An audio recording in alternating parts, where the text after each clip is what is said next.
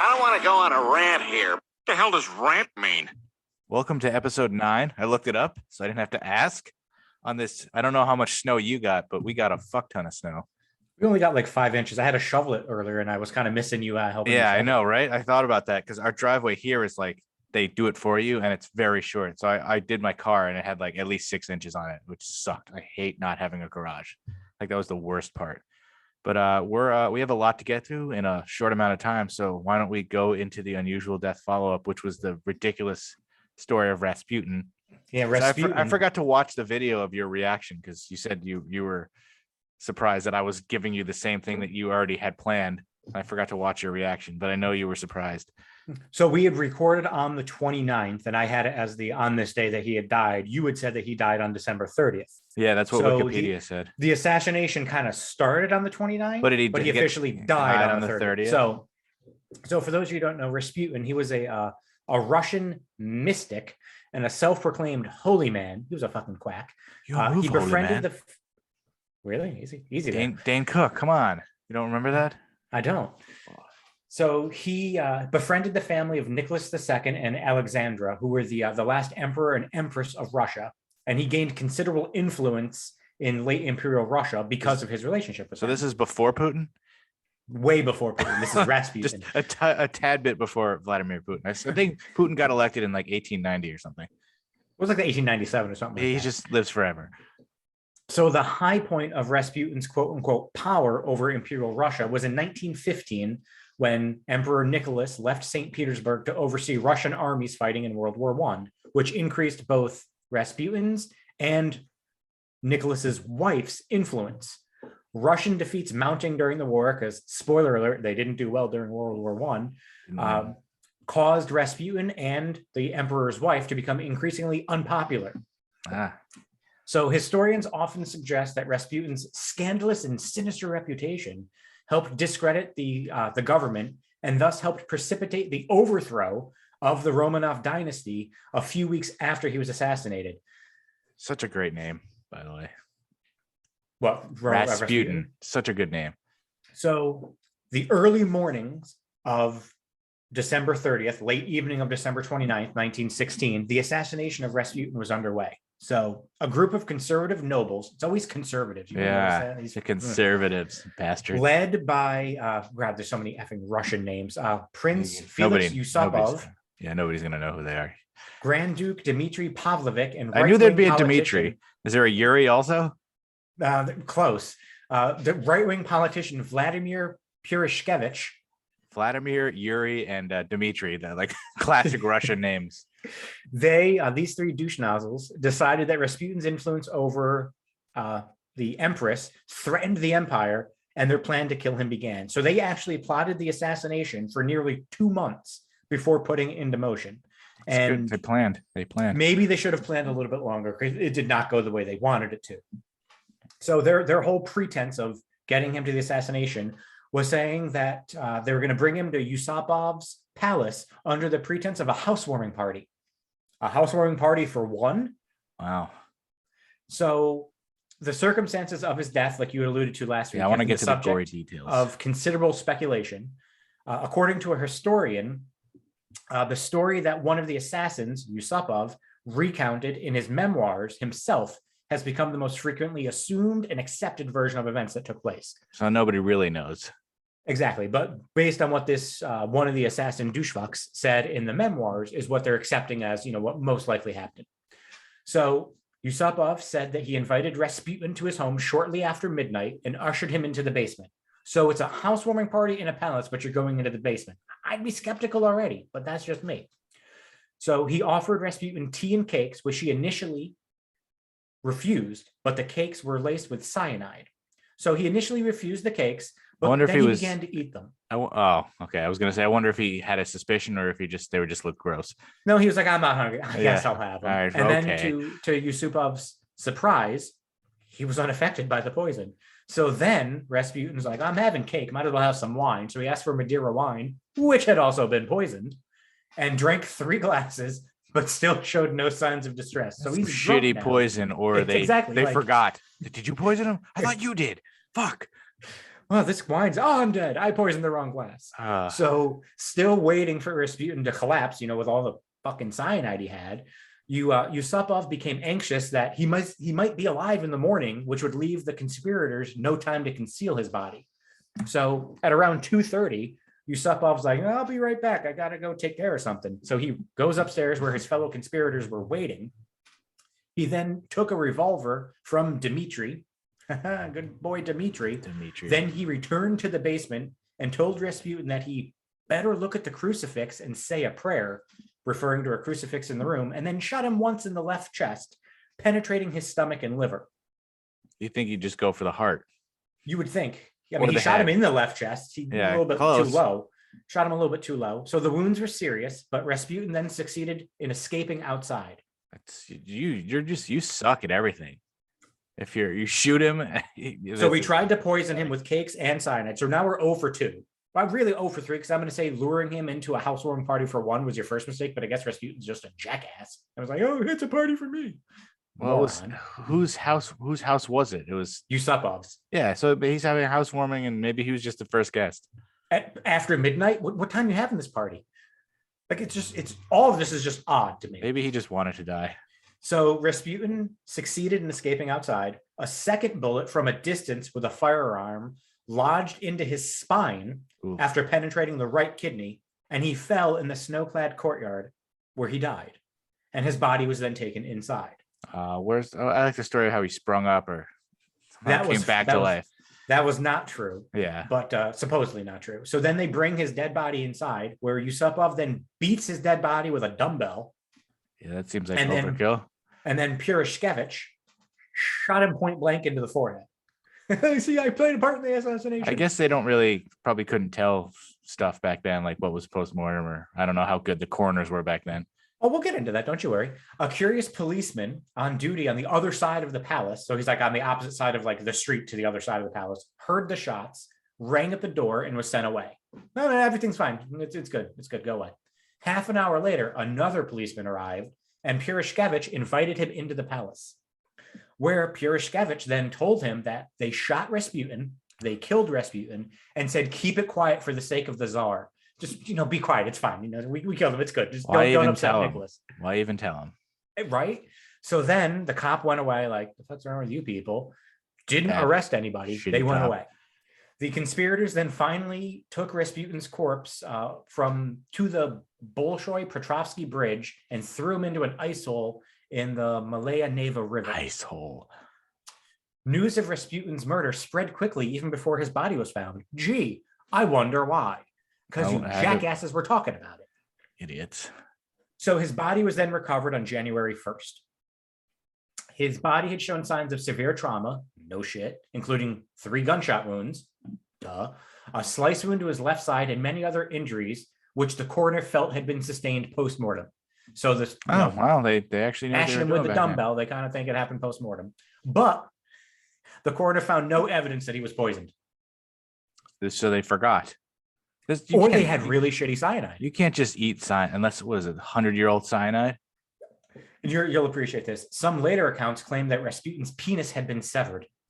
I was going to say, was there any trauma to his butthole or something? Did they sexually assault him? But I guess... the coroner found that his genitals were intact, so they didn't chop off his wee-wee.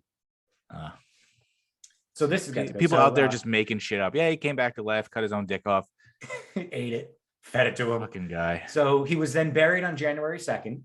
But after the government was overthrown and the Tsar abdicated the throne in March of 1917, so like 3 months later, his body was exhumed and burned so that his grave would not become a rallying point for supporters of the old regime. Wow. Fucked up.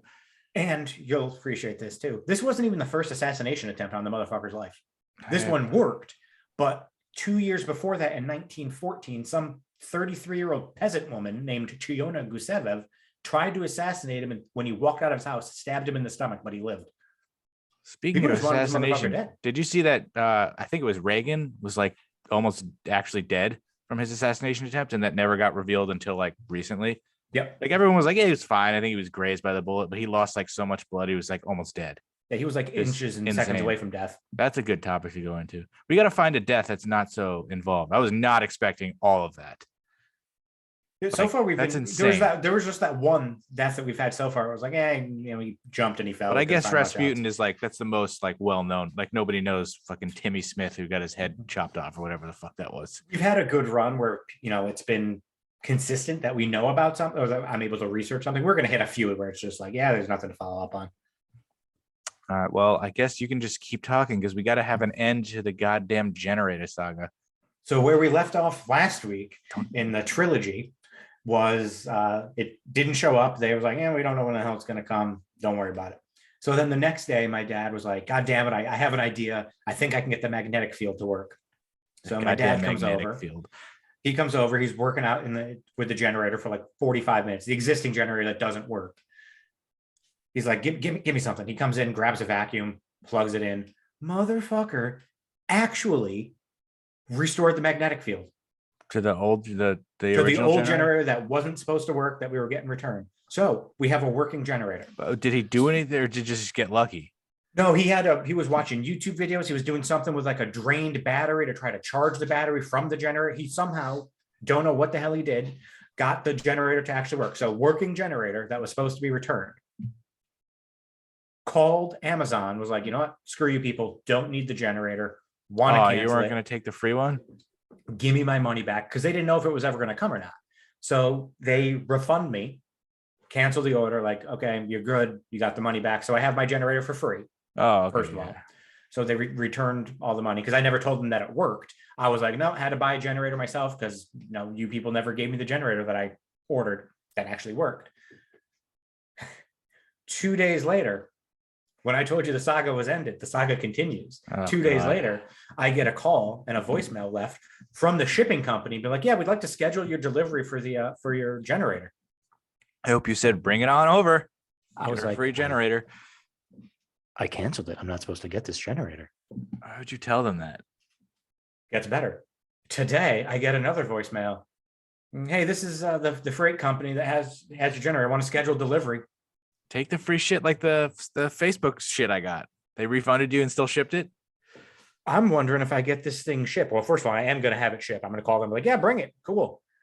Can I get it refunded a second time and get twice the money and then sell it and make money on it? No, because then they'll be like, they'll go to refund you again and they'll look that you already were refunded and then they'll call the police.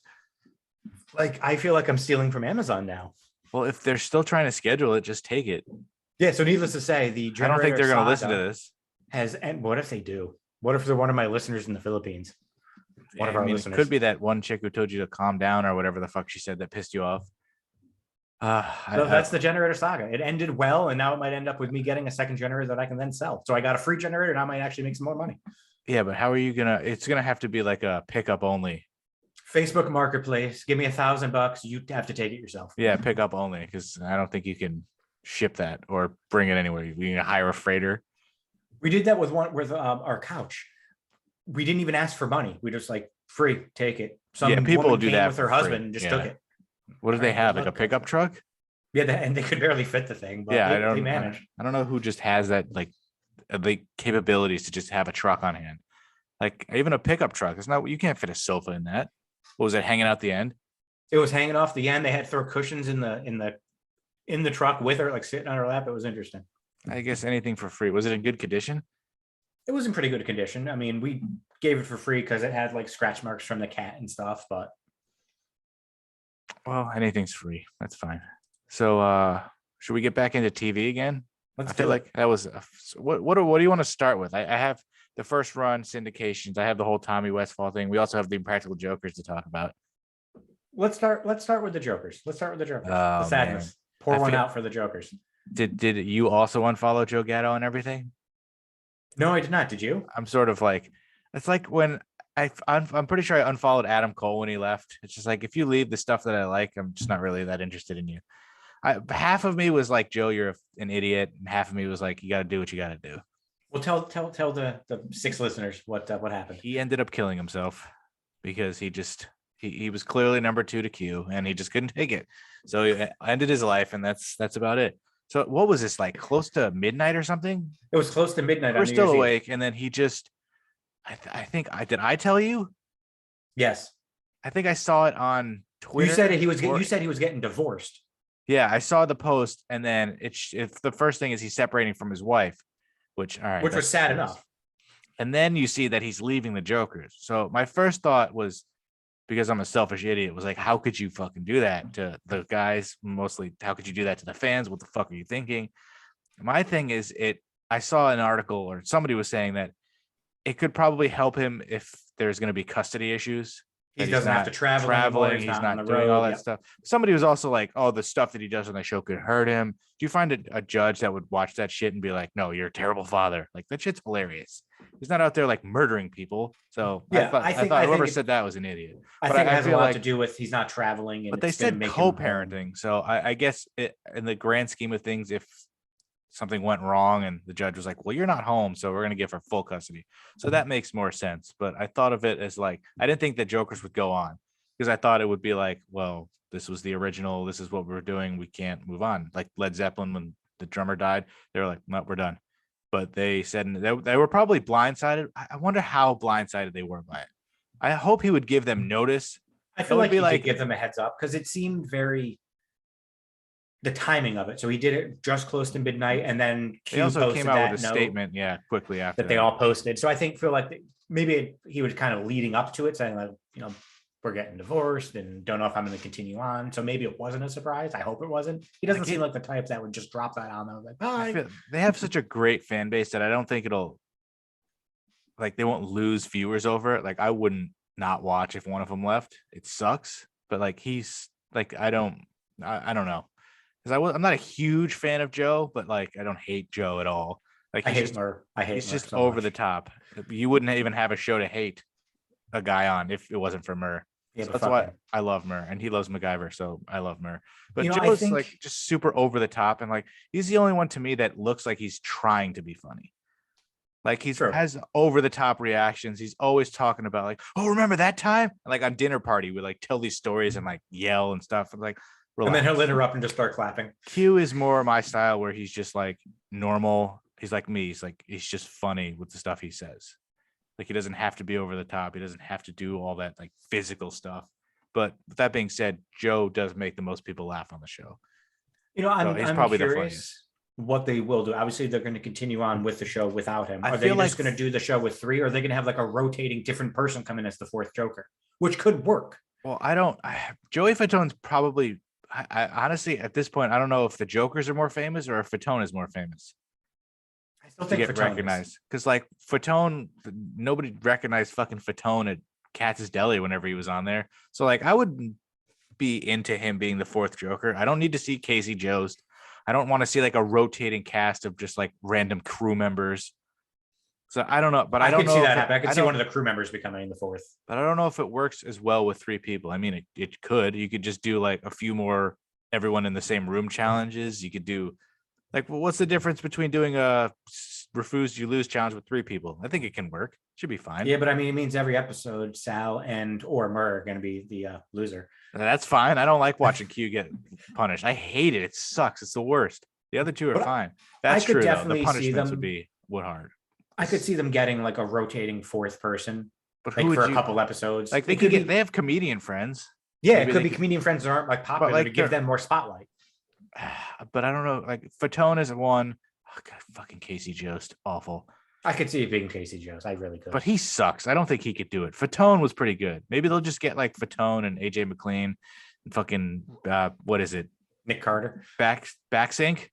Backsync, yeah, Before get the entire them? Backsync group. Like, Lance Bass, I let's do don't it. know what they're gonna do. Maybe I feel like they could do a lot of unaired footage. You could do that for a few episodes, shoot less, but do like, because I'm sure they have a ton of unaired footage. Oh, definitely. And I think, probably even when they get back to filming next month without him, the next season that comes out is going to have him in it, I think, for I most wonder of the what it's season. gonna be like. They're like, yeah, we're gonna do this. It's gonna be good, and then they start doing it, and it's like, fuck, Joe's not here. They'll probably end it however long their contracts were, like another season. Well, they only I got. can see that. I mean, but honestly, their statement, I feel like they could keep going forever. They're going to try and get renewed again. If you get a 4th guy in there, I mean, Joey Fatone would be perfect. That's the one guy who would be like, all right, let's do this. But is he really even that funny? We don't know. Imagine I mean, if he he's on does- there and he just he- sucks.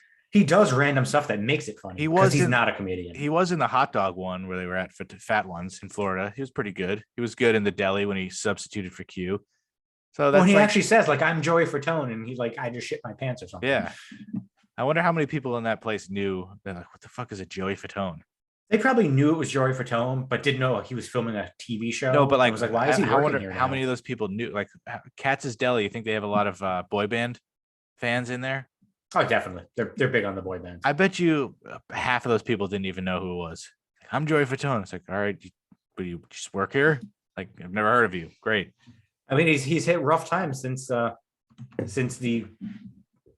NSYNC. They didn't break up, but yeah, they kind of broke up. I mean, Justin Timberlake went on to greener pastures. like if we stopped doing this podcast, technically we broke up, right? That's true. I think it's just because it could be a terrible breakup or an amicable breakup. Yeah, it could be. It's not like you super kicked me and threw me through a barbershop window. I wish that would be the best way to end this podcast ever. Episode 46, we just find our voice and then I super kick you and throw you through a window. Oh, speaking of that kid, I fucking somebody sent me a thing on Instagram.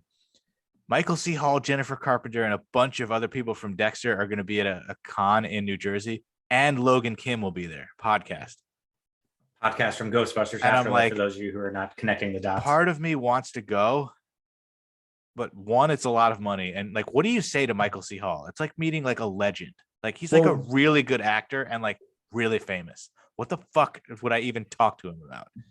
I think you know what you would talk to him. Horribly nervous about. When I met her, I was terrified. And I just asked her about the show. I was like, did you think it would be successful after this? Because it's like a show named Dexter. Who the fuck thought this would be anything?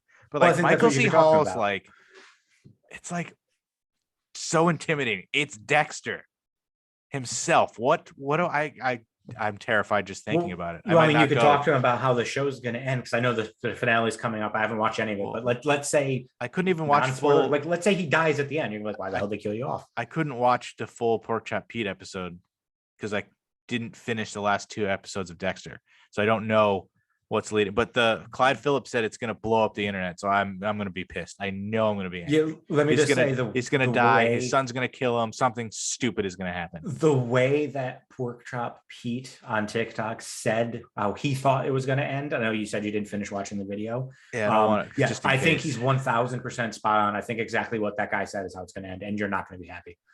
There's just you're going to be devastated. I wouldn't kill him because then you can never bring him back. Not that they would, but you always like to leave that fucking like I wouldn't. There's more to tell. Like I'm no interest in watching that fucking kid as Harrison do the same thing. I don't want to see the same show, just a different actor, even if it's his son. Like we did that already. So I have to watch. But eventually you could get the Dexter prequel where he starts learning his killer ways and they just CGI make him younger. I don't think that's gonna work. Dexter the beginning. I just gave them $1 million idea. For his flashback scenes in the show, he just put on like a long wig.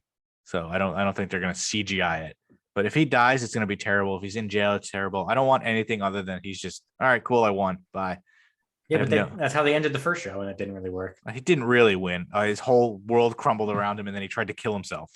He specifically said he tried to kill himself by driving into the hurricane. But boating into the hurricane? Driving the boat. Sailing? So I'm like 2 episodes left on the DVR, and then the new one is to Sunday, which is the finale. I don't know how I feel about it. I don't want him to die, but I don't know. I don't even want to watch it. It's terrifying. It's getting really good. Mr. Krabs is good. So yeah, I don't know. First run syndication shows. So I'm curious. Well, I was looking at the sitcoms and like none of them are really interesting. You've never like heard of most of these. There were a few good ones if I could find it. Let's see. I obviously talked about Charles in Charge. That was, and I have a list of shows that were on network and then went into first run. Harry and the Hendersons was actually. Oh my God, I remember that show. They aired in syndication from 91 to 93. God, 91 to 93. I was 5 to 7 when that show came out. I actually remember that show. How can you not? Wasn't it Bigfoot? Yeah, kind of. Punky Brewster. Really? That was on on network television, and then it returned in syndication. This is the weird one. They packaged it on syndication, showing new episodes every weekday. So Monday through Friday, you get new episodes. So the entire third season aired 5 days a week through December of 87. Do you imagine watching a show but getting a new episode every day? Like, that's kind of cool. Wow. Silver Spoons, that jackass Ricky Schroeder. I think one of the last few seasons was in syndication. Isn't that what started Alfonso Ribeiro? Yeah. Also Webster, one of their later seasons after the ratings tanked, went to first run syndication. And then let's see what else. Baywatch got canceled by NBC after one season, which I didn't. It was on NBC apparently. And first run syndication became huge. Bill Nye was on first run syndication and then moved to PBS. Wow. Darkwing I didn't Duck. know any of these. A lot of cartoons were like Disney Channel and then went on to first run. When There's Trouble, You Call DW. Such a random cartoon, but like so awesome. And none of those cartoons lasted more than a few years. Mighty Ducks, the animated series. There was a Mighty Ducks, the animated series. Apparently. Price is Right ran concurrently on CBS and first run syndication from 72 to 80. Didn't know that. Said Punky. The Real Ghostbusters, the cartoon, debuted on ABC in 86 and then in first run syndication in 87. Sailor Moon, TMNT. Wow. So there's a lot. Wheel of Fortune, daytime syndication. Oh, some of WWE/WWF products were first run syndication. Interesting. Doesn't tell you which ones, but it's got to be like Superstars or something like probably. that. Because like Saturday night's main event was on NBC. And like Raw and SmackDown. So that's prior to 2006. Well, that's interesting. Yeah. So you can get canceled on network and not be dead. I don't know how much it's done now, but probably now when you get canceled, you go to streaming services. Or like Brooklyn Nine-Nine. Didn't Fox cancel them and then somebody else picked them up? And then NBC picked them up, I think. Yeah. It's weird that a show has the same ratings. Like you see what the ratings are, they're not good. And then another network's like, yeah, what are we going to do to change it? It's the same show, right? They didn't do anything. But we can throw it on a night where our ratings suck and it's going to do better than what we had. Yeah, I guess that's true. So I have to get this whole Tommy Westphall universe is insane. So the Saint Elsewhere ending is it's a drama about like ER, all that bullshit. So Saint Elsewhere ends based in a hospital where it's just they pan out from the hospital and it's this autistic kid staring into a snow globe. And then I think one of the characters from the show comes in as like a construction worker and it's his dad. And he's talking about him just staring into that snow globe. So the ending makes people assume that the entire show is fake, just a dream in that kid's mind. But because the actors and the characters from that show were in other shows, which in turn were in other shows and other shows, as those characters, there's a master list from like 2016 of over 400 shows that are connected to that show. Because a couple of characters, 400, I forget, it was the chick who played the main bad guy in Luke Cage. She was a doctor. She appeared on like Homicide. But it's so weird because the show she appeared on as that character was well after the show had ended. So she appeared on that. And then a bunch of John Munch is one of the ones who appeared on like that show, plus all the Law and Orders. So all the Law and Orders are in this universe. Richard Belzer. And it's like, there's I can't even name all 419. There's just some that 24 is on the list. Alf. How the hell is 24 on the list? Does it say who and what? I can, there's a key that I can look at, but write down these shows and I can search. You're gonna have to follow up for me later. I'm trying to Boy Meets World. So write these down. We can go back and maybe there's a list. Breaking Bad. Boy Meets World because of Feeney? No, because he played a different character, but I don't know who it is. Cheers. That one I was reading up on. I can show you that one. All the Chicago Med bullshit shows, all the Law and Order shows. This is one of my favorite ones, Coach, because Coach, I can look up the total details. I think I have it. Yeah, I'll give you that one right now. So let's see. Bob Newhart, blah, blah, blah. So another crossover, if you remember this, when all like the ABC shows got together. So Luther, the Drew Carey, somebody from Grace Under Fire, they all got together at like a casino. And they had like this crossover. It's one that Craig T. Nelson refused to do because he thought it was just bullshit and a stunt. So they got together like Casino. Norm from the Drew Carey Show crossed over. Let's see. Where else was it? Come on. How does it connect? It's like it's so convoluted and insane that like one person from a show could be on this show and then this show and then they cross over. And then like basically somebody from Newhart was in Coach and somebody from the Newhart show was in this show and that show. So it somehow Which then connects connected to, it. to Coach. So like, where is it? I had this already set up. Coach, give me Coach. Yes, Newhart's Larry, Daryl, and Daryl. Do you remember they squatted in Coach Hayden's like cabin? So then Coach's Luther ordered supplies from Blue Sky stores, whatever that is. That's probably from Newhart. Then the crossover event happened. So Coach and Drew Carey got together and Grace Under Fire got together. So they're all in it. So if one person's in one show and then they happen to be in another show, it's all connected. I'm only in the C's. Criminal Minds, all the CSIs, the Degrassi shows somehow, Dharma and Greg, all the Remember Doctor Dharma and Greg. Oh, one of your favorite ones is at the end is X-Files. You know the name of the cigarettes that that guy smoked? Whatever his name was. The cigarette smoking man? Yeah.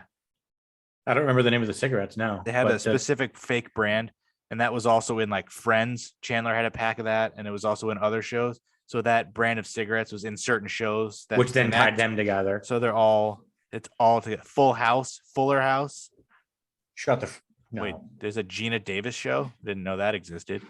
Whatever Whatever happened to Gina her? Davis? Happy Days, Hawaii Five-0, Hill Street Blues. Great theme song. I know all the words to it. Hill Street Blues. All the Law and Orders, every single fucking one of them. LA Law, Knight Rider, Wow. MASH, Mad About You, Magnum PI, Married with Children, Melrose Place, The Power Rangers. I mean, it's Nash Bridges, Nip Tuck, The Office, both of them. Both? Wow. Party of Five, Prison Break, I watched Party of 4. Sabrina the Teenage Witch, Seinfeld, This is insane. Silver Spoons, 6 Feet Under, Star Trek, all of the Star Trek, like step by step. How's Star Trek considering it's like 400 years in the future? Well, it's a lot of shows that are like, even some shows that are on now, like close, or at least in the last like 5 or 6 years. Walker, Texas Ranger, The Walking Dead, Wings, love Wings, X-Files. Yeah. Young and the Restless. That's insane. Crazy. I just had to look up the actor who played Tommy Westphall. I actually know this guy from another show. He was in Dr. Quinn Medicine Woman. I love that. Underrated show. She's still hot, by the way. Jane Seymour? Yes. She's old now, too, but she's still a looker. She is 70. So here we go. Homicide's John Munch questioned the X-Files, the lone gunman. Yep. I remember that, John Munch being in that the episode. X-Files, cigarette smoking man, and Buffy the Vampire Slayer's Spike both smoked Morley cigarettes. Wow.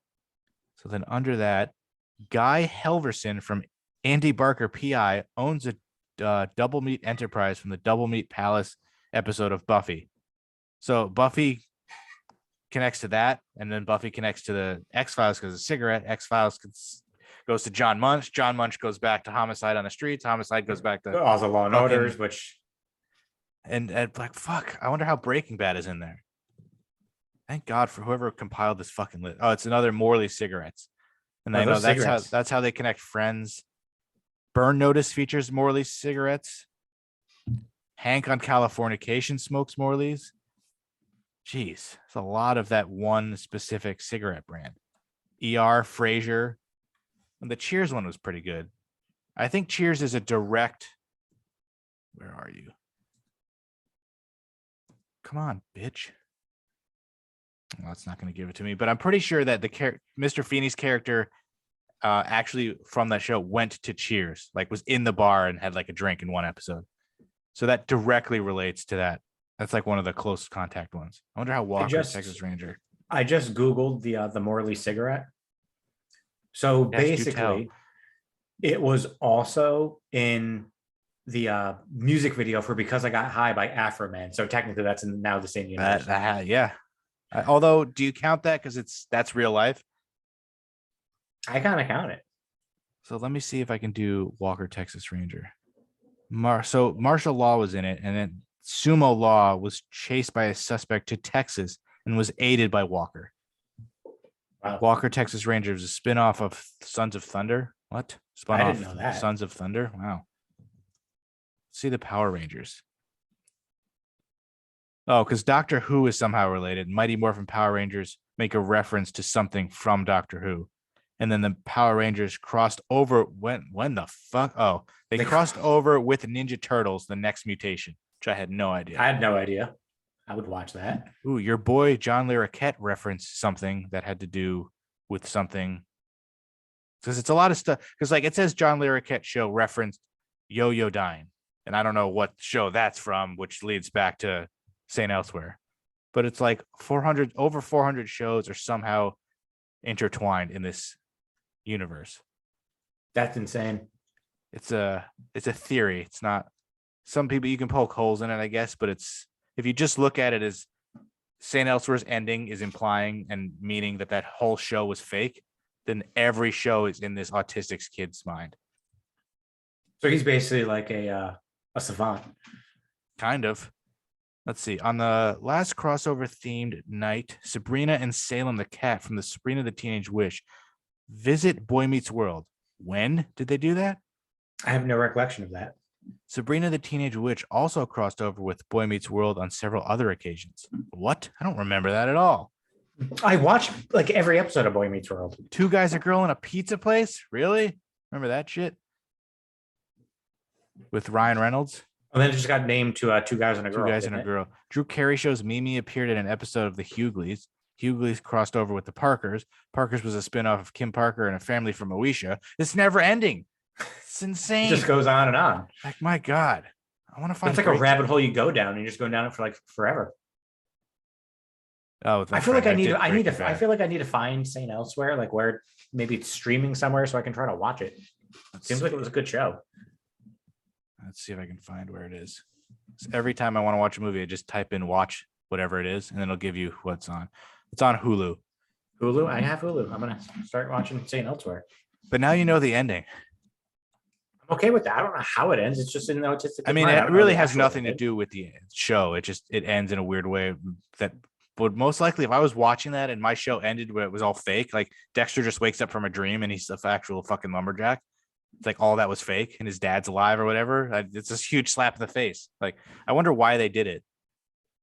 Probably to screw with people's minds and know they would get people talking. Look at that. 34 years later, people are still the talking. only reason you throw an ending like that out there is just so people will talk. Although there's no internet back then, so I guess it was word of mouth. And look, it continued on to where it now developed into. Let me see if I could do a little bit of on the fly research. When did St. Elsewhere end? In like 1987 or something like that? 88? I want to say before that, because it only lasted like 5 seasons, 6 seasons. So there's only probably like 130, 140 episodes then. St. Elsewhere was 80. Come on, asshole. It ended in 88. 82 to 88. Like, just listen to this cast. It's like, everybody. It's insane. Ed Begley Jr., Howie Mandel, David Morse, who you would know if you saw him. William David Daniels. Morse, wasn't he the guy that was in he was in a couple episodes. He was in House. He played Denzel Washington. Like, Mark Harmon was in it. Oh, fucking Mark Harmon. It's just like, it's an insane show. Like, fucking Denzel. I think it was a total of 137 episodes. Yeah, because it's got to be like an hour long show, which means like 45 minutes. I can back that out. A lot of them were in, like, Denzel, Daniels, Morse, Christina Pickles, great name. Howie Mandel and Ed Begley Jr. were in every episode, so that's pretty good. Mark Harmon was in 65. He came in a year later than it started.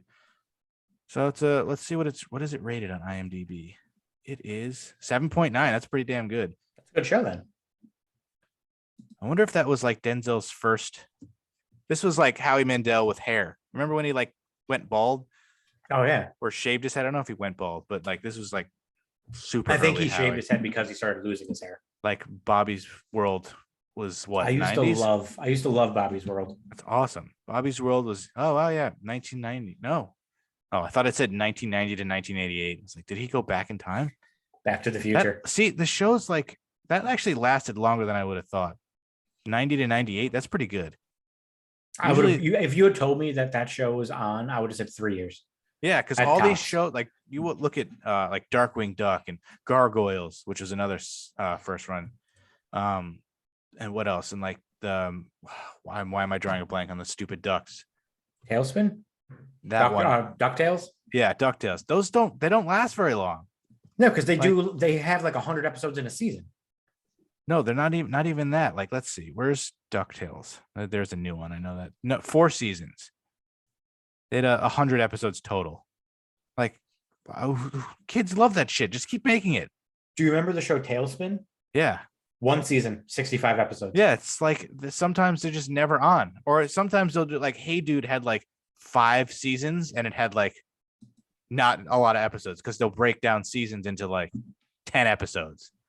Like, Are You Afraid of the Dark and stuff like that. It's like it shows a lot of seasons. So you're like, fuck yeah. But there's not that many episodes because they were very short seasons. So it gets your hopes up. But like, give me 1 season with 65 episodes and then give me 5 more seasons of 65. Exactly. Like, that's what I want. Like SpongeBob is like, I think they count. SpongeBob does a thing where it's like 1 full half hour is 2 episodes. So it's like 2 15-minute episodes.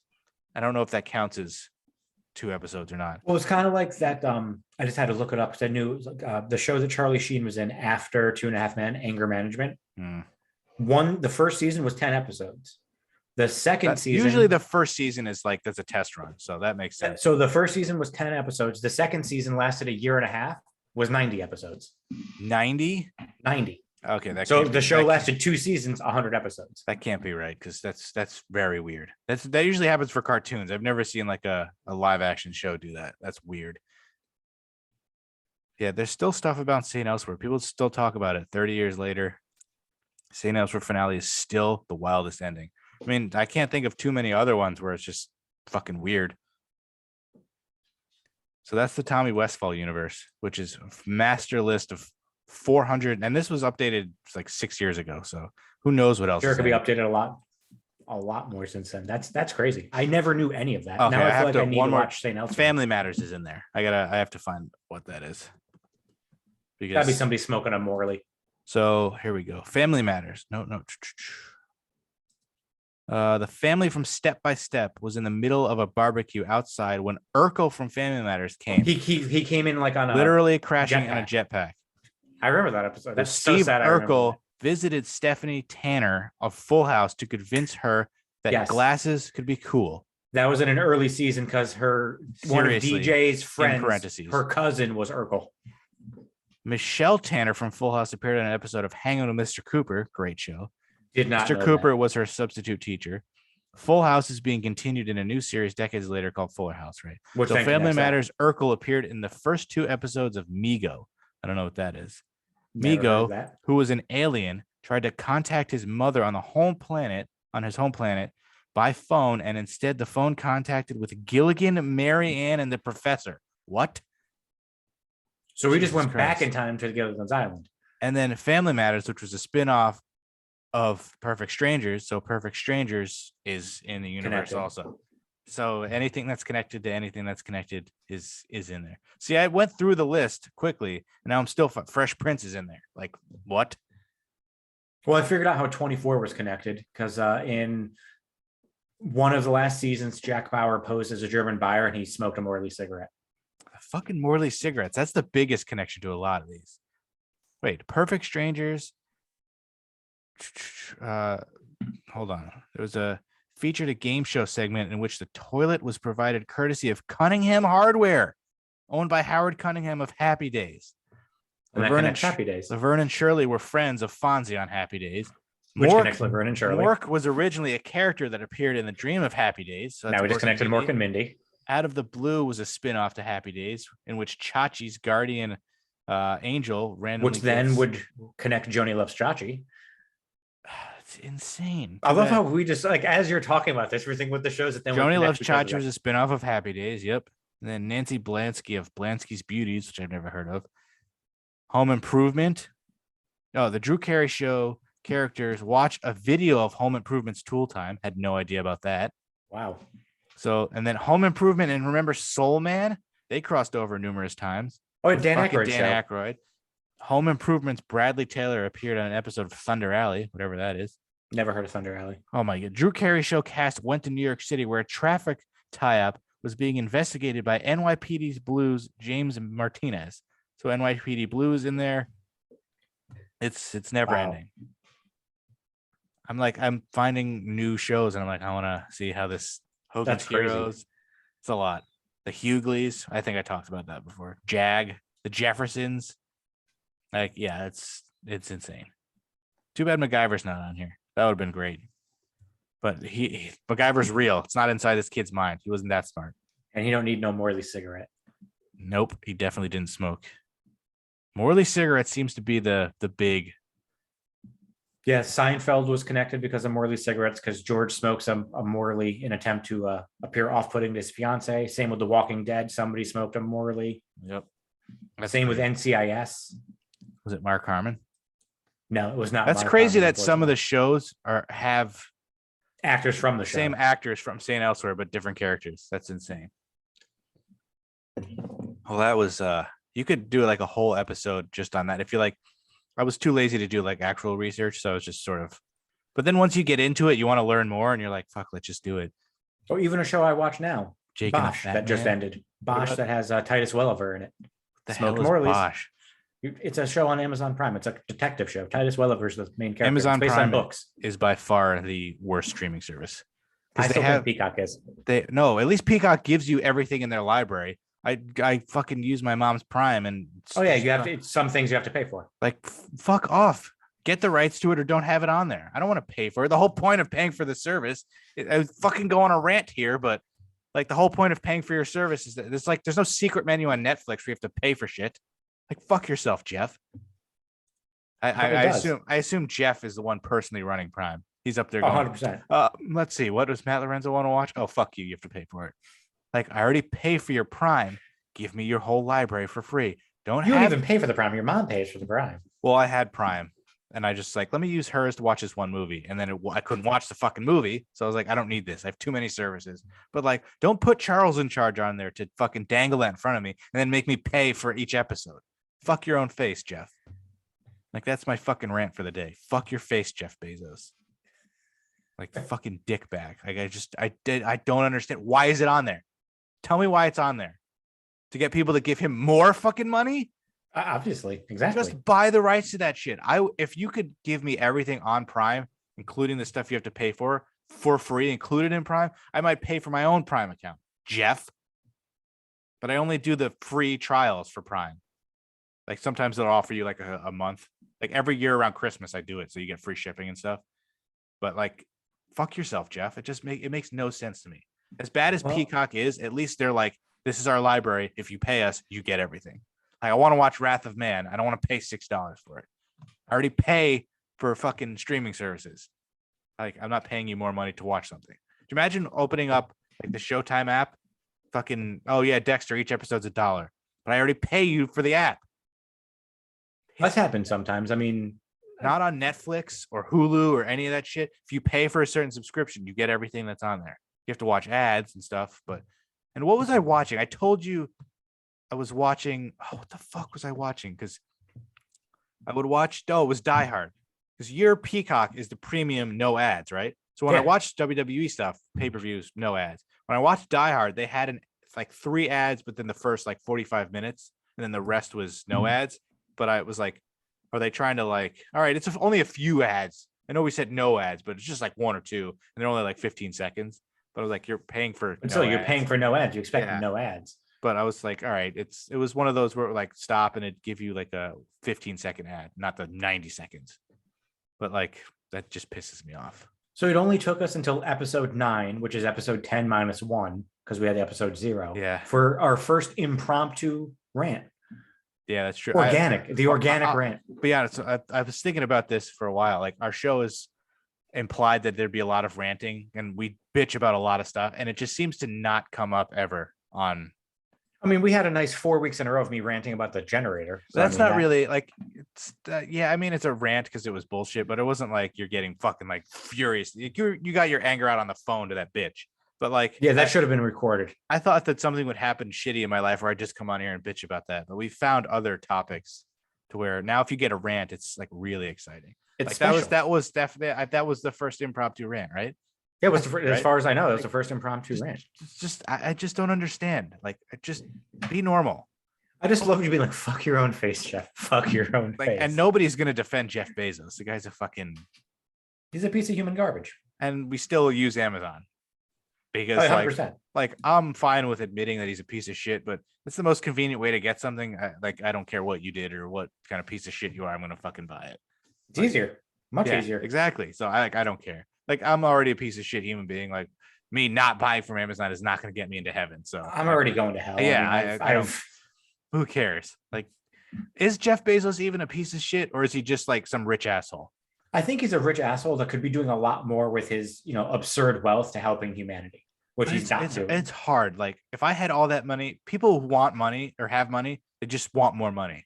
Like, I don't want to get. I mean, like, I have $400 billion. Oh, I just made $1 billion. So you give away $2 billion. It's not like it's also it's not like he has that in cash. Like, I wonder what his actual like cash is.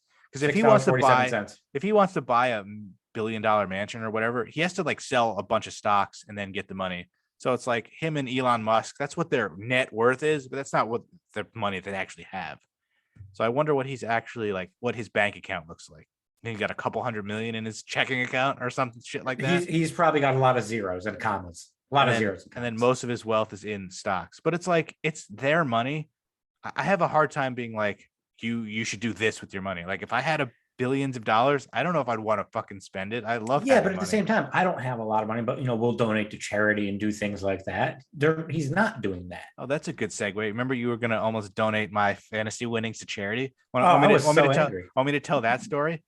Please. Well, first of all, you're an idiot for not having Venmo text alerts. Second of all, what you should have done is send it back immediately, because that's what I would have done. But in my defense, I didn't know about it until a few hours later. We'll go back to point A. You're an idiot. Put on text. I didn't know that you could turn it off. I thought that was like Venmo's standard practice. You get a text. I just get emails. So you never get a text from Venmo? Like, Venmo will text me. Like, I got your text. It says. I just get the email saying that you had. So I'll tell Matt and let me tell it, because I'm an idiot. I'll fully admit that I was an idiot. So we're in the fantasy playoffs, in the finals. I'm projected to win by like 2. So it's the toss up. There's really no clear winner.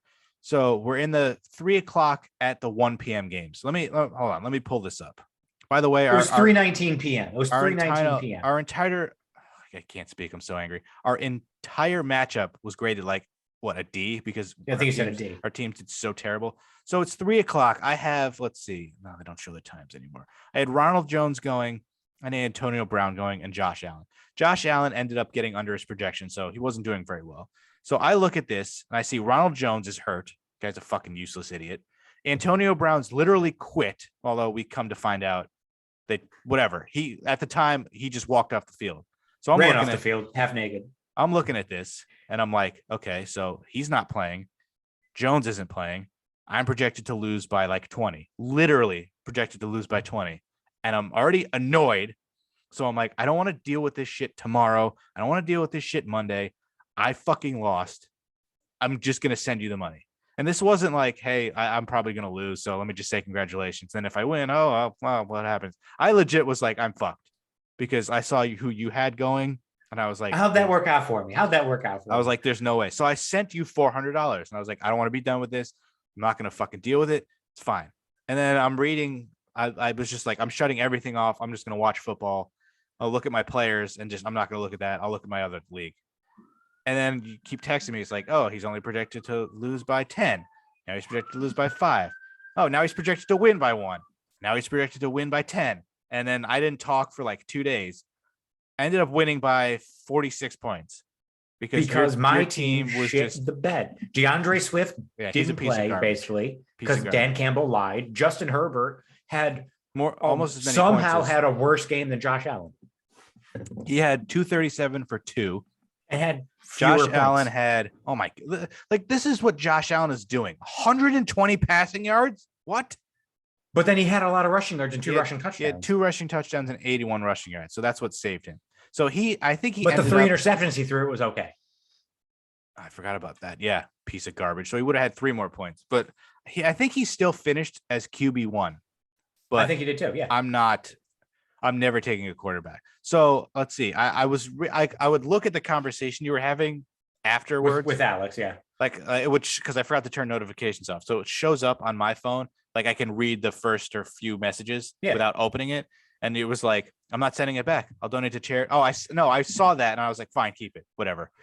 And then so I was like, I'm not talking to these assholes. I don't want to deal with this conversation. I wasn't even mad. I was just like, I'm not dealing with the conversation. I fucked this up because I might actually win now. I didn't think I was going to win. But yeah, you must have felt like a complete jackass. Well, I when looked it was at it. So evident that you were going to win. I looked at it and I was like, holy shit, I am actually probably going to win now. Fuck. And I was like, you know what? It's not my money anyway. If he is going to be a douchebag and actually keep it, then that's fine. It wasn't in my mind. My last hope was Dalvin Cook, and well, yeah, that's what I was that saying. ended quickly. Yeah. Well, that's That what I ended thought. quickly. I was like, all right, they have no quarterback. They're going to run it 50 times. He had Nothing. see. He had 9 attempts Yeah, for nothing. 13 yards. What? Nothing. Was he hurt? And like no catches. He had. It says it right here. His stats are so bad. It just says 3 receptions. That's it. Like 12 yards. It was awful. So I was like, all right, fuck. And then, But so, in my mind, my whole thought process of why I would donate it was you sent me the money, which obviously I know you sent it because you're like, I'm not going to win. And you were pissed off. Totally understand. But you sent me the money in the 3rd quarter of the afternoon game. So in my thought, like you threw up the white flag, you conceded, you quit. Not your money anymore. If we didn't know each other and it was like a public league, or if it was like I'm in one of your friends' leagues, I'd consider not sending it back. But I have like a conscience. Thank God you have a wife because you don't have one. So I wasn't going to keep the money for myself. Still, I don't think I could have even. In my mind, you gave up the rights to that win because at that point you said, I lost, I quit. Doesn't matter what else happens. That's how I looked at it. That's not true. I was just dumb. So I was like, which you rightfully admit. I wasn't even mad, but I was like, all right, I'm going to not talk at all to any of them, to you or Alex, at all until he sends the money back. And I was like, eventually he'll crack because you basically cried when Alex quit GoPod and he like wasn't talking to us for a few days. You were like, this is all I have. He has to come back. But he was also very irrational for that thing. More irrational than you. I wasn't irrational. I was like, this is going to be fun. I wonder how long I can just not talk. So I didn't tweet for into that whole day. It was 2 days. It was 2 days. I didn't respond on TikTok. And I was like, I'll give it a few days. I think by the end of the week, he'll probably just be like, just talk to me here. And honestly, I wasn't even thinking that. I honestly thought that you were so pissed off about it. I was like, he killed himself. I was like, he's gone. He finally did it. Because I was like, all right, technically I didn't lose any money because I kept the 100 that I would have won if I was in second place. And the rest of the money is the rest of the league's money. So that was already in my bank account. So I was like, whatever, it's fine. If he's going to do that, I'm not going to be angry. I'm not going to not be friends, but I'm going to like, okay, it says more about you for being a dick than me being an idiot. I'm an idiot. You're an asshole. And then you said, still, I was going to donate it to charity. That makes me a charitable human being. No, that just makes you an asshole. Because in my mind, it wasn't your money anymore because you gave it up. I'll put it this way. If I had done that with Hector would have sent it back to me right away. You being a little bit of an asshole, we're like, I'm going to hang on to it and make him sweat it out.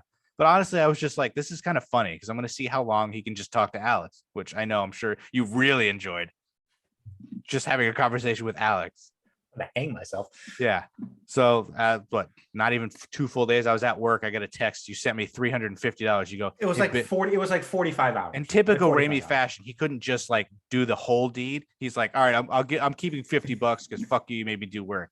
So I responded back immediately, sent him another $50 going, hey, asshole, second place gets $100. So in your attempt to get me, like I'm keeping $50, you shorted yourself $50. So I had to Venmo you another $50. So there's a transaction history that says, let me find this on Venmo. Because in my defense, I didn't know that we put in $50 for the league. Thought we put in 40. Somehow forgot because you paid me $50. B, thought it was winner take all. So when you sent me the 400, I thought that was that one. I didn't realize second place got that one's fine because I don't talk about that a lot because I just remember most of the same people are in the league and I just assume they remember. How do I get to my fucking history where it's okay? Here we go. So yeah, it was 3:19 p.m. So I said, fantasy football champ. Exactly. I sent you a nice little picture with a shining trophy, minus $400, and then you sent it back 3 days ago at exactly noon. Wow. fantasy football championship, but I'm keeping a cut as a finder's fee since you made me have to do work to send it back. Then I go at 12:04. Because I had to like log into my Venmo. I didn't remember my password. It was You're not just logged in on your phone? No. What is wrong? Like like everything on my phone is just logged in. I don't understand. Oh, I don't have any of that. Then I said second place. Wait, did you use Venmo on a computer? Yeah. You're a fucking like you're a 50-year-old. Like technology. There's an app. Second place gets $100 dick bag. I won't be an idiot. Well, as big of an idiot next year when I finish ninth, because I have 4 first-round picks and I won the league the previous year. So I think you owe me at least a first-round pick for the hassle. You got to the finals, although my guys that I sent you, Cordero did not do you any favors. He got and James Robinson tore his Achilles. Yeah. So, but they at least got me there. Well, did you see? Really, Cordero did. You didn't. Most of your guys, you like. What are you gonna do? Bench George Kittle for like you don't have anyone else. What are you gonna put in? Like you didn't have any other options. My bench, I had Rashad Penny at 35 or 32. I had Damian Williams, who I should have known to play, had 25. I didn't want to start Eli Mitchell because he was coming off an injury, 21 points. But I did make the right choice to start the Bears defense. I would have put in Rex Burkhead over DeAndre Swift. It wouldn't have done anything, but he had a better game than DeAndre Swift. That's the only thing I would have done. Swift was, we assumed he was healthy because I started him. Because that's what they said leading up to it. He was going to have a full workload. They lied. He was a decoy. Yeah. He was a decoy. Because I started him in the other league in case he went off. And Kate can attest that the entire morning of, I'm like, I don't know what to do about DeAndre Swift. Do I play him? It says he's healthy. Fucking bullshit. And then finally I was like, I'm leaving him in. And he fucking screwed me. So I went with Chase Edmonds again. Because I was like, all right. So they played Indy, who's good against the run, and he had a fuck ton of catches. So I was like, all right, Dallas will do that. This week he gets his projection, or not. Yeah, he got 13. He's projected for 12. And then my bench has fucking, like Damian Williams has gone off when Clyde is out, and I should have known that. Fucking, but I thought Connor's out. Dallas is good against the run. He'll probably have a lot of catches. No, of course not. But I owe Amon-Ra St. Brown a fucking blowjob. Like that guy came on out of nowhere. He was supposed to be like one of the better rookie receivers, and he did nothing all year, really. Yeah. Until the last, until week 13. Got hurt, and then they started using their offense differently. Yeah. Even without Goff, he had 24, 15, 23, 26, 34. Like that guy probably won you a lot of leagues. When you made the comment that, hopefully having St. Brown back won't take away Swift's carries. What they started doing, which I didn't even realize, they would put him in the backfield and then do swing passes to him. So then he would just take it and run. He wasn't getting handoffs. They were just putting him in the backfield to give him a swing pass. He's going to be he's got to go in the top, 30 receivers next year, maybe? I think so. That's why I feel like if you're doing fantasy, it's nice to have Devontae Adams. It's nice to have Tyreek Hill. Take your running backs because you can find, like, how many people did I pick up on waiver wires? I was going through this. Josh Allen I drafted. Deontay Johnson I got in the trade for Tyreek Hill, which basically saved my season. So if I didn't get him back, I wouldn't have had nobody. St. Brown, free agent. Ronald Jones, free agent. Edmonds I drafted. My tight end, Gerald Everett, free agent. Ayuk, free agent. Brown, free agent. All my defense, everyone on my bench, Eli Mitchell, all these guys. James Conner I picked up on waivers. So you don't have to draft a wide receiver that early. You can find somebody like St. Brown at the end. Oh, you'll definitely find. Well, it's nice to have Devontae Adams get you 20 points in the championship, but take the fucking running backs. And I don't know who to take next year. Who do you take? Like, who would be your top 2 running backs? For me, it's Taylor and then Eckler. Even Eckler gets hurt. Maybe Dalvin Cook, but Taylor's like definitely he gets RB1. hurt. Cook gets hurt.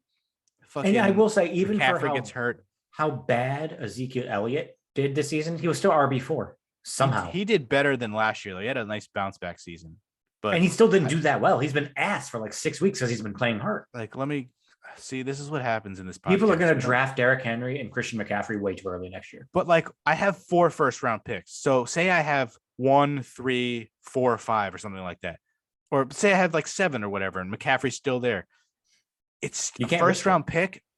You can't let him drop though, because if he plays a full year, but he hasn't. He hasn't played a full year in a while. I know, that's the risk. It's like if you have 1 first-round pick, like say it's a normal league, and you're at 9 and 10, and he's there, it's probably worth the risk at 9 or 10. Do you know who I draft ahead of him? Joe Mixon. at 9 or 10. Yeah. I drafted him at like 17, but he was healthy for the majority of the year and he put up great numbers. Well, let's see. In In that my offense. league, who do you think? Because my league's a little different. Who would you say are the top 5 backs? Because Zeke was 6th in my league. Top 5? Is Lamar Jackson on there? I don't get it. I hate you. Well, There's gotta be one is obvious. Taylor, Yeah. Dalvin Cook, DeAndre Swift. Nope. DeAndre Swift Really? missed way too many games. He missed like 6 games, didn't he? He was great though. Why can't it Eckler? Yes, he was number 2. A rookie was number 3.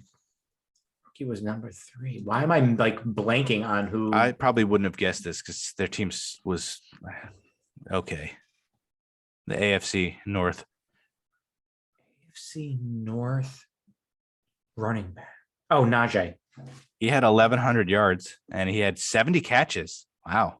I didn't realize he had that many catches. he had that one game where he had like 14 catches for like 92 yards. So he had a pretty good rookie year. And then 4th is your boy. Mixon? Yeah.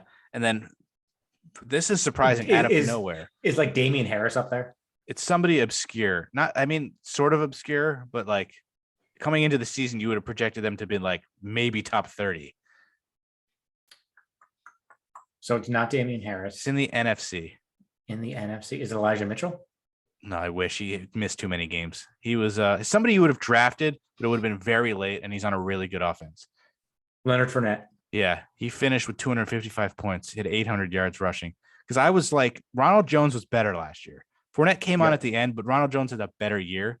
So, and then Zeke was 6th. Patterson was 7th. Connor, who nobody drafted, was 8th. Aaron Jones somehow 9th, and Kamara was 10th.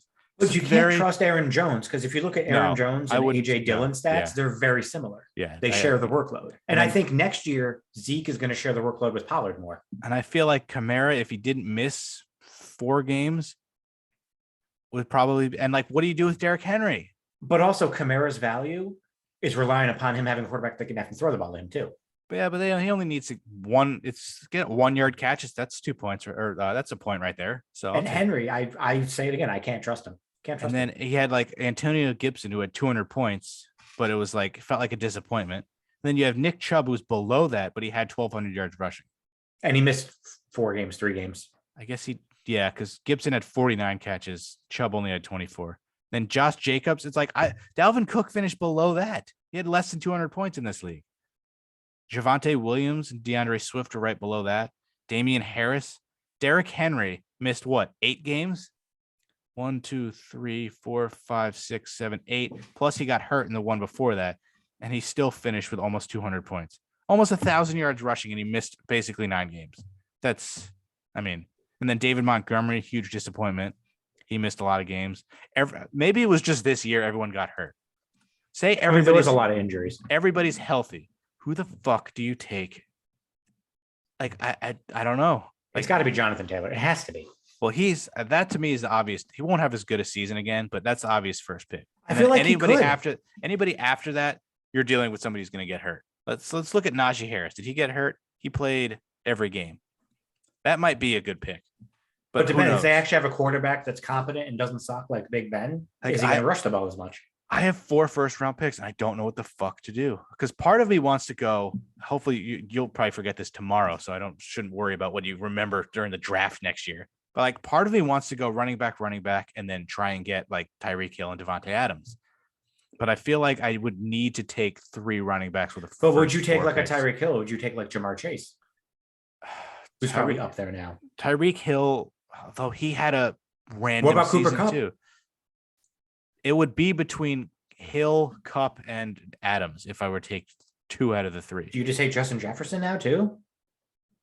But I mean, to me, it's Kupp and Devontae. Devontae Adams is probably because let's see. Look, in my league, Tyreek Hill finished behind Chase because he was so random. He'd go 47 and then 14. 22, Chase 12, only had like 5 games. When he gets yards, 7. he gets them in bunches, and then he'll have games where he doesn't do anything. I also don't know if I completely trust Joe Burrow yet. Like, yeah, because let's see. Chase had a stretch of having 13-9, 13-6, 10. And then he had 25. So you're like, all right, great. And then he went down to 1. And then he had 19 and then 56. So I feel like if the fucking Chiefs want to get their shit together, I think Deebo Samuel's going to get drafted early next year. the hilarious thing with Yahoo this year is he was projected so low, but he was projected for like 200 points. And Ayuk was going maybe 2 rounds ahead of him. And I was like, wow, Samuel he finished as a wide receiver 3 because he gets carries. Yep. But I can't justify taking him in the first round. So I feel like if it's perfect, I'd get Taylor, Eckler, some third running back, and then Cooper Kupp, because he just gets so many targets. I hope that he would repeat that again. But then can I really take him over Devontae? But look at this. I feel like you could, because let's say Cooper Rodgers Kupp isn't had there and Jordan loves his well, quarterback. that depends. That's one of the things. But like Cooper Kupp had 412 in my league. Devontae Adams was second with 333. I mean, Cooper Kupp's going to be he's not doing like that the all-time fantasy player. He's not doing that again next year, but he should repeat being He probably won't wide get like receiver 100. I don't think he'll get 150 catches, 2,000 yards. He'll probably get 100 catches, 1,500 yards, 10 touchdowns kind of thing. I think he could probably top 115-ish. Because like he's their clear number 1 receiver. But then also if you have him and Odell and Van Jefferson comes back and all those guys, that probably helps him get even more catches. Because they're getting covered and it's not I'd probably take him. If I'm going running back, 3 running backs and a receiver, it'll probably be Kupp. You know who I think is going to be a high draft pick again next season? Kyle Pitts. He put up amazing numbers this season, like a wide receiver without Calvin Ridley. Let me see what his numbers were. So who do you think the top 5 tight ends were?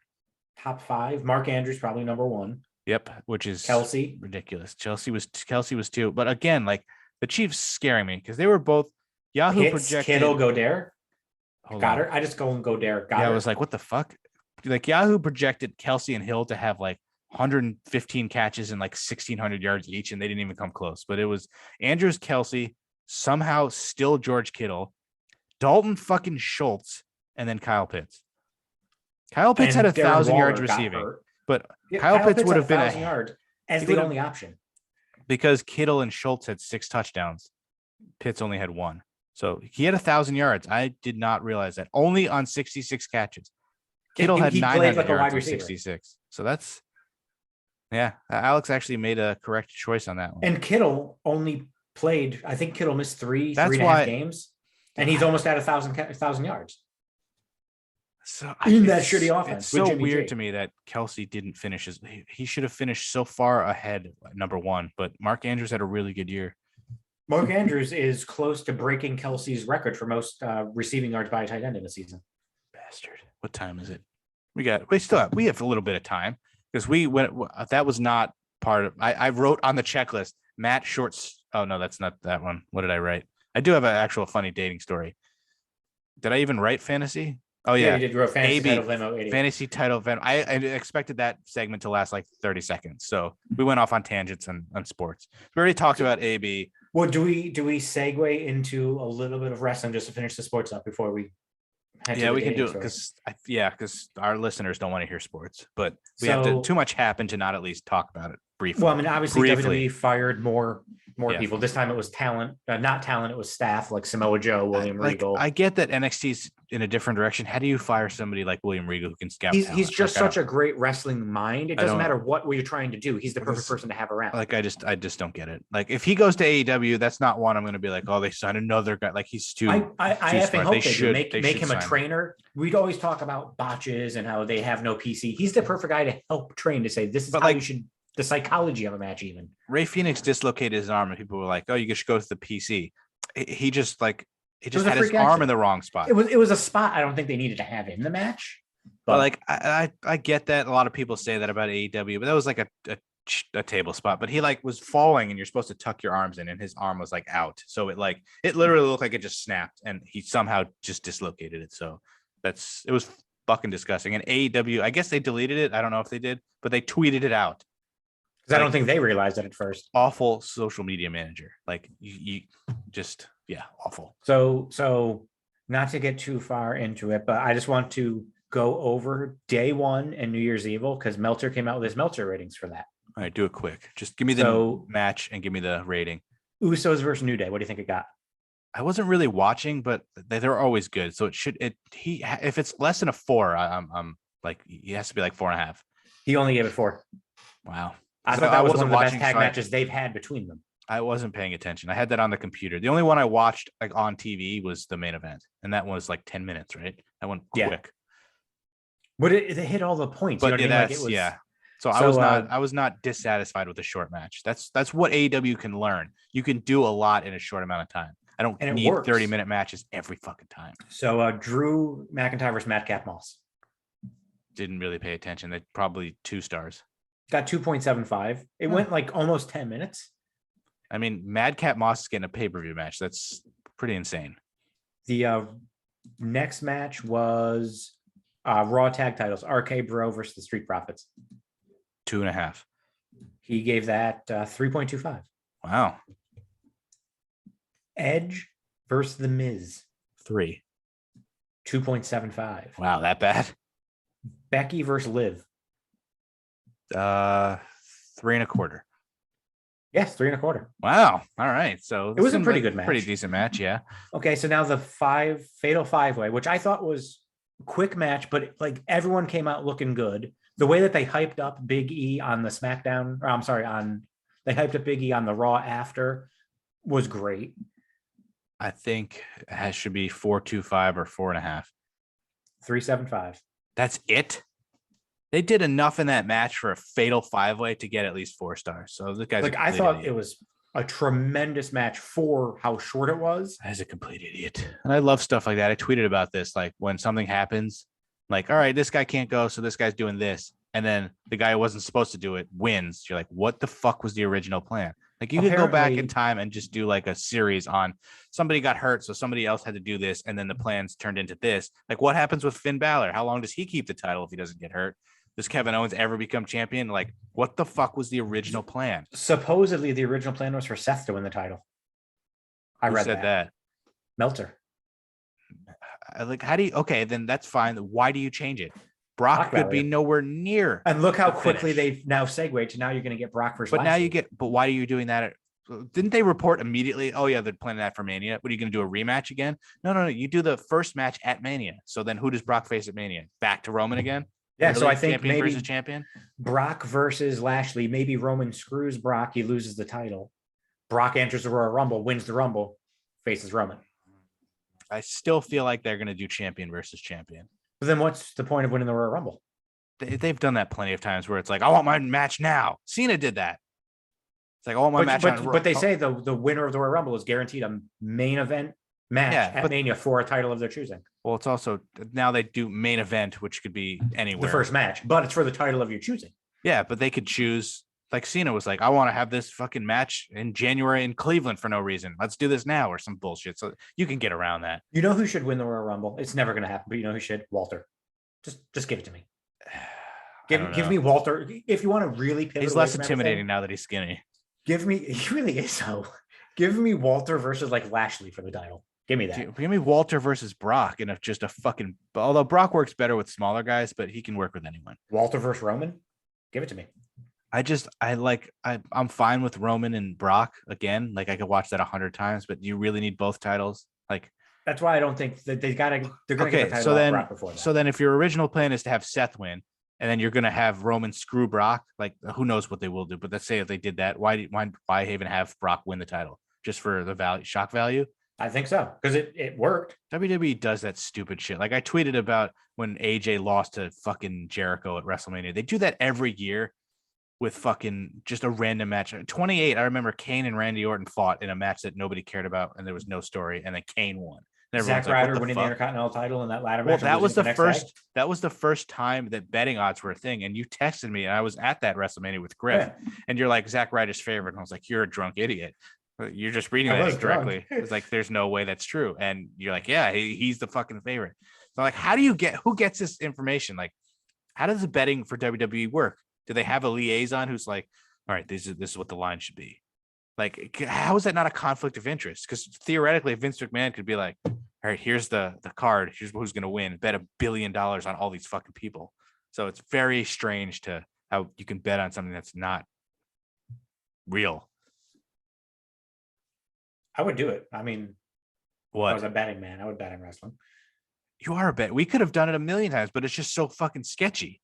I'm not going to That's bet very on true. something that one guy has control over. It's fucked. So What so about it eight? Or, depends. yeah, she just doing fucking laps. She kind of is. Now she's going to jump down. What- So New Year's Evil. Yeah, Mello versus Roddy. Title versus title. 4. 4. He gave it 4. I would I have thought- probably gone 4 1/4. It was really I good. thought I'm really curious because it hasn't come out yet. What rating he gives Paige Danielson 2? Ugh, Because to me, Strong versus Carmella was a better match. Obviously, the stakes were different, but I thought it was a better. How match. long did the Page rematch go? Felt Like 40 what, something minutes. Was it? I think It was 40 just. something It minutes. felt like it was slower than the first one. It didn't feel as good as the first one, and I'm just not really that interested. And I don't honestly know thought it if- would go to a tie. I thought it was going to as well. I don't know if either of them bladed or those were legitimate cuts, but Yeah. good God, Danielson's, And it was way too soon. oh my God, the blood that was just gushing out of his head. Yeah, he probably was- doesn't know how to blade, so he probably fucked it up. Like, oh my God. But I thought the match was fine, What else? but I thought Roddy and Hayes was better. So I'm curious what Meltzer gives Danielson and Page to. He's gonna give it at least a 5. 'cause It'll be he's- 5.5. He's an idiot. But I also thought the first match was better between Danielson and Page. Also. Yeah, I definitely. thought both matches were good. They were fine, but I, mean, thought it's the first fine. match was I better. just wasn't that interested.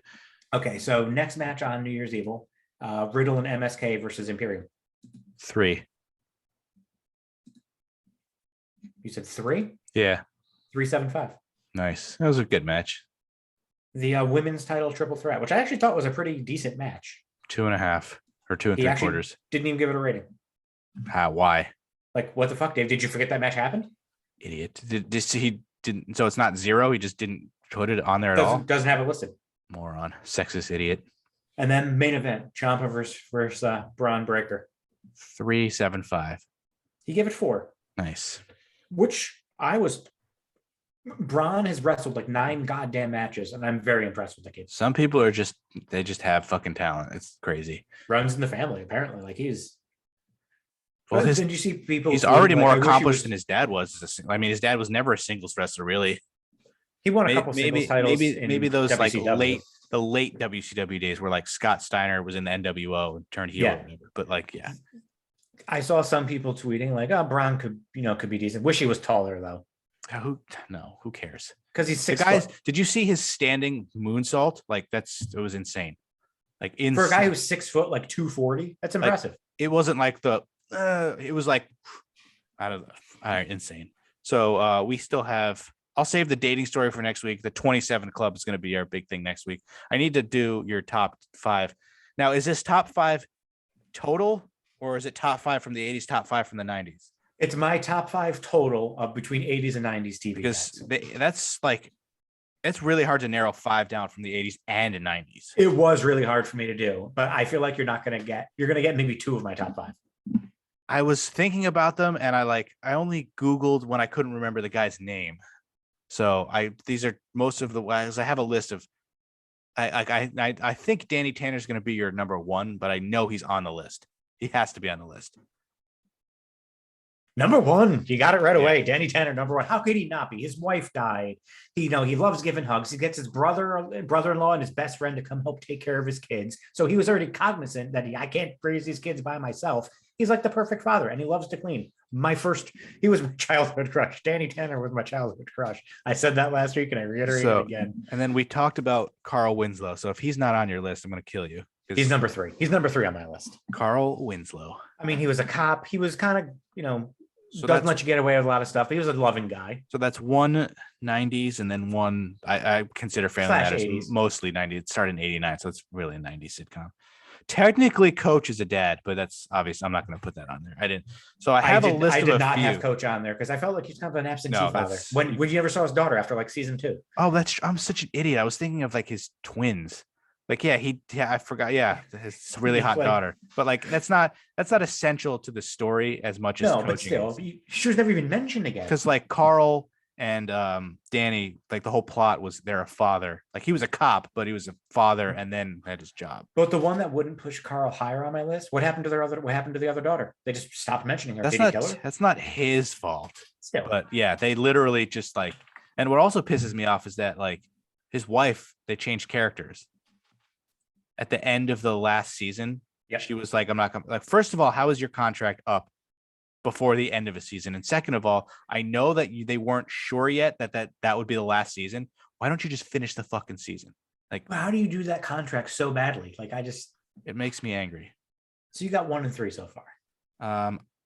I had to think about it, but I was thinking about 80 shows. I'm gonna say, I think it's Maselli, Tony Danza, Tony Maselli from Who's the Boss. Oh, had him on an honorable mention. Had him as an honorable mention. You thought about it at least? I did think about it. I thought about it. Because I feel like when you think of 80s sitcoms, that's like one of them. So then let's see who else is on there. I don't even know if you watched this show, but he's on there. I couldn't remember I didn't know his name. I've never seen the show. Alex P. Keaton's dad, Steven, from Family Ties. Did not think about that show. Figured you'd be a big Family Ties guy for some reason. I never got into it. So I would watch reruns sometimes when it was on TBS in the early 90s, but like never really got into it. I feel like if you watch this show, he'll be on the list. What about the Seaver's dad from Jason Growing Seaver Pains? comes in at number 4. I mean, so he was a stay-at-home dad when his wife went back to work. He got the office for a psychiatrist practice, so he's working from home. He was working from home 30 years before it came a thing. That's a good father. Yeah, that's true. And now he's unfortunately dead. Pour one out.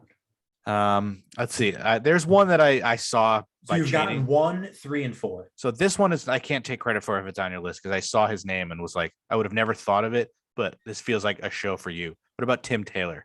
Honorable mention. Because I saw that, I was like, Home Improvement. Yes. Who else is on my list? I don't think he'll be on your list, but it's one that I thought of. The dad from Boy Meets World. He's actually number 5. Alan Matthews, really? Alan Matthews is number 5. Nice. I'm glad I got that one. I mean, he loved his kids. He definitely seemed to favor Eric more. He was a lot softer on Eric than he was on Corey, but he always tried to instill life lessons in the kids, always tried to raise them the right way. I wonder if that's because he saw Eric was a moron and he wasn't going to fix Eric being a moron. But he didn't start off as that much of a moron until they got later on when they just made him the stupidest, like the comedy gag guy. Yeah, it's a lot like Buddy from Charles in Charge. He was like dumb, but like just normal dumb, and then he became like a fucking retard. I apologize. I don't want to say retard. He became a fucking idiot. Like literally like the stupidest person on the show. Like, yeah, you're right. Yeah. I don't remember him being that dumb. So now you've gotten 1, 3, 4, and 5. All we're missing is number 2. I'm impressed. Jesus. I don't think you have the dads for My Two Dads. I do not. Because I can't remember. That's my whole list. I didn't think about it. I had Danny Tanner, Carl Winslow, Alan Matthews, Tony Danza, Keaton, Seavers, and Tim Taylor. Give me a decade. Or is it 90s? Both? It was kind of a little bit of the both. Dad from Step by Step. Fucking he was an honorable mention. Patrick Duffy. He was an honorable mention. But that was basically the 90s Brady Bunch. So what's the it's a 90s show? Yeah, it's a popular show too. But did it start in the 80s too? So I think it started in 89. Maybe it started in 90. Oh God. It's popular. It's being remade now as we speak, coming out soon. And no, it's not the Wonder Years. It's being remade. See, these hints should be obvious, but it was a comedy, and now it's being remade as a drama. I feel like I have heard this. We've discussed this, and I cannot, for the life of me, remember. Because the Wonder Years is becoming there. It's a black family now, right? Yeah, it's already back too. And so I know people are pissed about that for no reason whatsoever. We've discussed somebody who is in this show already today. I feel like the more obvious it is, I got fucking Alan Matthews, which I would never thought would be on your list, but I can't figure out the most obvious one. Yeah, this one is the most obvious. It's my number 2. Give me arguably could be number 1. Give me the exact years of the show. The exact years of the show? We're going to have to just fucking, because you have to go in like 15 minutes. We record this in real time. The exact years I don't know how of the else show. It ran for 6 seasons, 1990 to 1996. What the fudge? I don't know why I censored fuck. Because the obvious shit is one I fucking miss all the time. 90 to 96. Do you want like another hint? The way you tell me what network it's on? It was on NBC. You have to. Wait, no. Oh, I thought what about Al Bundy? Was he an honorable mention?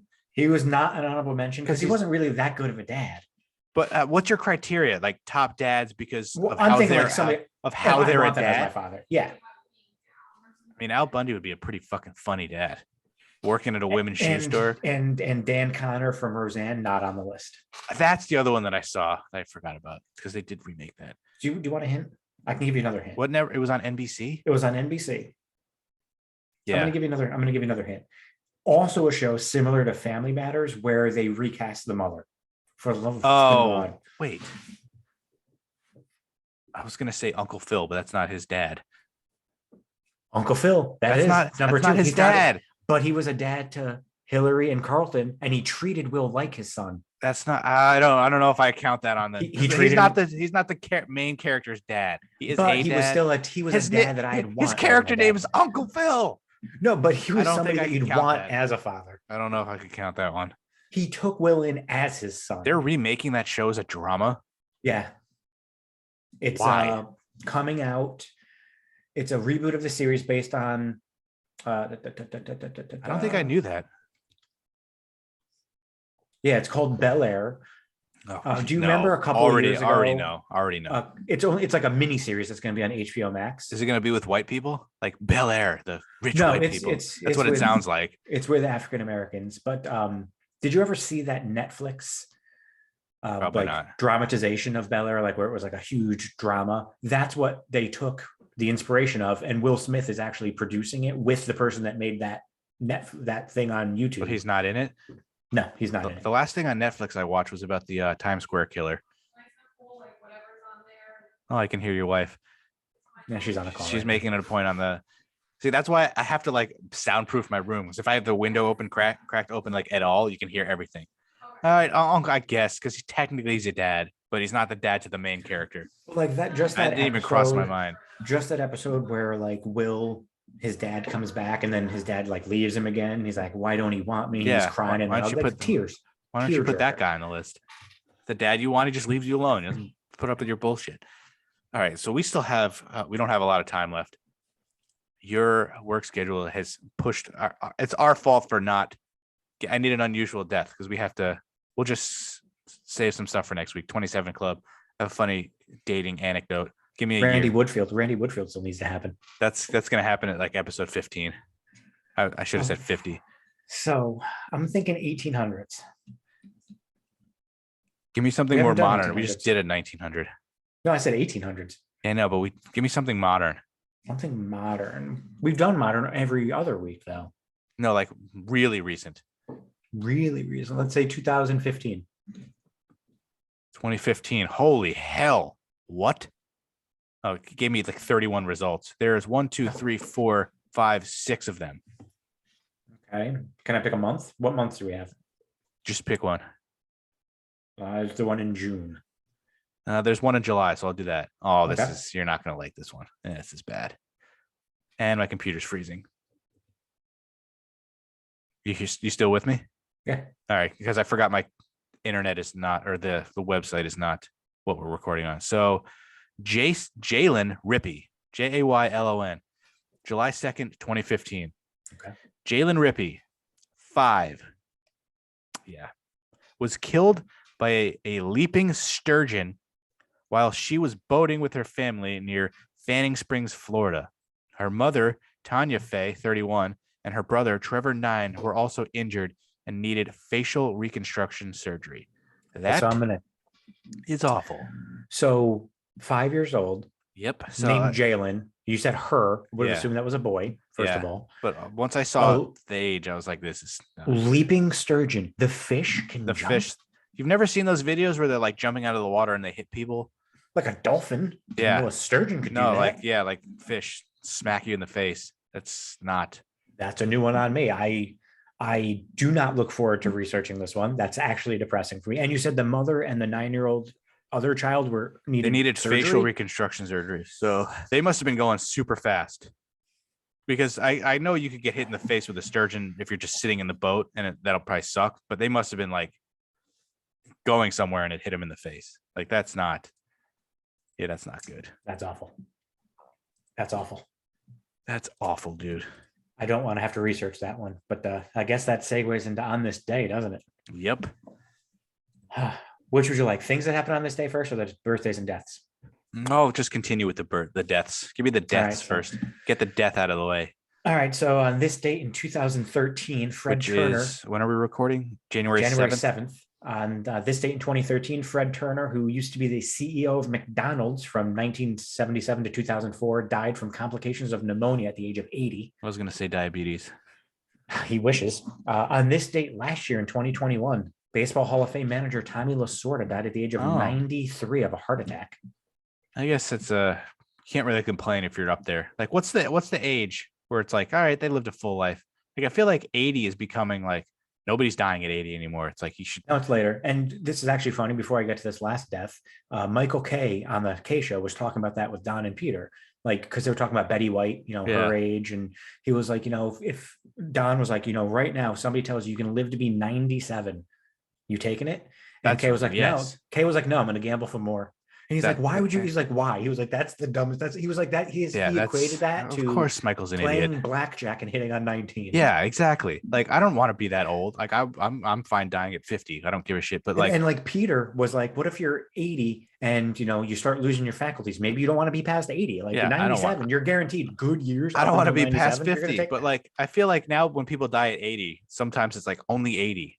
And you're like, what happened? When back in like 15, 20, 30 years ago, somebody was like 75, you're like, fucking old as shit. Now it's like when you hit 90, you're like, all right, you've lived a lot.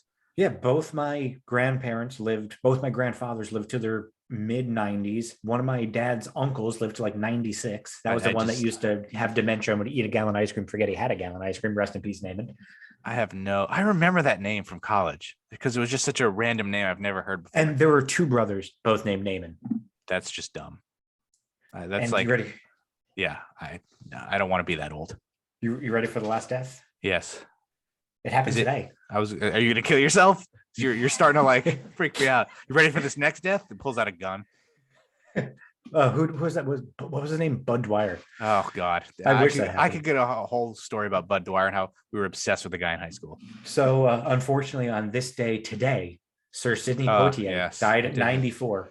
Who was the first African-American man to win the Academy Award for Best Actor in Lilies of the Field in 1963. He did die today. He didn't die like last night or something. No, they announced his death as today.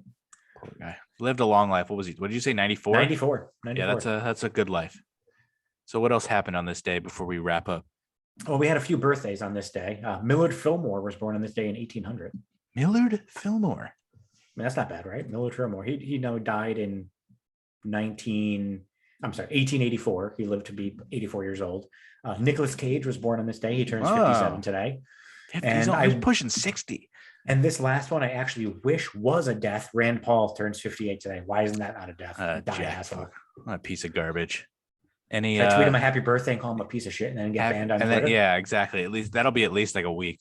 And then any significant events? On this day in 1610, Galileo discovered the first three moons of Jupiter: Io, Europa, and Ganymede. Those are the worst three, though.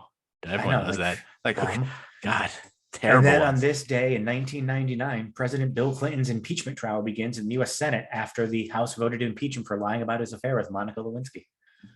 Crazy. So there we have it. Well, so next week, I got to remember to tell you this. I have like one line about a funny dating thing, and then I could talk about the 27 Club, which you do not know anything about. And then I feel like as of right now, I don't want to make any promises because it's been like 9 weeks. Maybe we'll talk about Randy Woodfield. I feel like that's the thing. We're just going to keep punting like further and further and further down to make it more elusive. And that's going to be a huge letdown. Yeah, that's exactly what it's going to be. But it's about serial killers, right? Isn't he like a killer? He's a serial killer. But one of these days, we will have a guest on the show as well. That's true too. We gotta, because every week we go by, we're like, we have a list of stuff, and I was like, maybe we can do another guest next week, and then go. It'll either be Phil or Britton, one of those two, because Phil really wants to come on and talk about how shitty Mac Jones is. Or I mean, I feel like we're heading. This is the last week of the regular season. Maybe we try to get Phil on next week to discuss the upcoming playoffs. That's true. And then if Phil is listening to this, we have to Ramey's going to try to prove how Davis Mills is better than Mac Jones. I'm going to moderate, and you guys are just going to fucking talk about how Mac Jones is overrated and underrated. Try to prove that Davis Mills is better because Alex thinks that Davis Mills is better than Mac Jones. I And say jury is out on that, but I will do research to be able to try to. I prove don't that or not. necessarily think that Mills is better, but it's not like you can just say, yeah, Mac Jones is better. Like you look at Mills's numbers, it's kind of close, and he's played less. So that's a pretty fun discussion. If hopefully Phil listens to this, so maybe he'll be on next week. So We'll try to do it. that was a fun episode. Went by pretty quick. So we will see you for. This was episode 9, right? I had done my This was research at the episode 9, beginning. yes. So for the 10th episode, we made it to 10. It's crazy. Big I number never thought we'd the GoPod would get as far as it did. And I don't know if I thought this one would, but we're sticking with it. We've done every week, right? We have done every week. So yeah, thank you for listening, and start giving us feedback. If you listen to this, tweet us, Instagram us, I don't know, write us a letter in longhand if you know our addresses, and let us know what you think. Because the only feedback we ever get is from Ramey's wife, and that's usually about the sex life and how bad it is. So I want feedback about the podcast. It doesn't exist. So if you have any comments, concerns, questions, suggestions, any feedback, tweet us, Instagram us, and thank you for listening. No, I always screw up the ending. Bye.